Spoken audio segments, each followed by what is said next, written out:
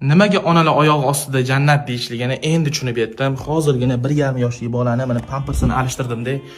Shu darajada endi sassiq, mana hozir ham zo'rg'a o'tiribman-da. Bu ado etib bo'lmas qarz-da. O'rtacha yosh bola kuniga 2 marta kakashga qaradi, ya'ni shishib qo'yadi. Tasavvur qilinglar, 1 marta alishtirib ko'ringlar hayotingizlar davomida. Bo'ydomisizlar, uylanganmisizlar, farqi yo'q, faqat onaga qoldirmanglar deb 1 marta alishtirib ko'ringlar. Bu borku, inson ota-onaga bergan mehr orqali uni alishtiradi-da. Misol uchun birov farzandini bir kakashkasini yuvib ko'ringlar. Insonmiz ba'zida qilishimiz mumkin, buni doimiy kuniga 2 mahallab qilish faqat bu ota-onaga xos-da.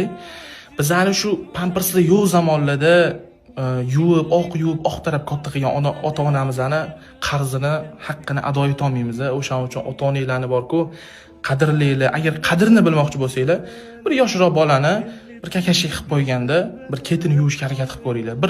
Bir soat bo'linglar-da, qanchalik to'polon qilayotganini, qancha asabiysiz ketayotganini bitta taroziga soling-da, keyin onangizni o'rniga o'zingizni qo'yib ko'ring. Shunaqa mashaqqatlar bilan katta bo'lgansiz, u qarzni hech qachon umrboqiy xizmat qilsangiz ham ado eta olmaysiz. O'shaning uchun qadrlang, borligida shukr qiling, ko'proq duosini olib qoling. O'shaning uchun ota-onani oyog'i ostida jannat. O'shaning uchun ota-onani xizmat haqqini ado eta olmaysizlar. Shu ota-onangizga videoni borib qo'ying, sog' bo'ling, salomat bo'ling.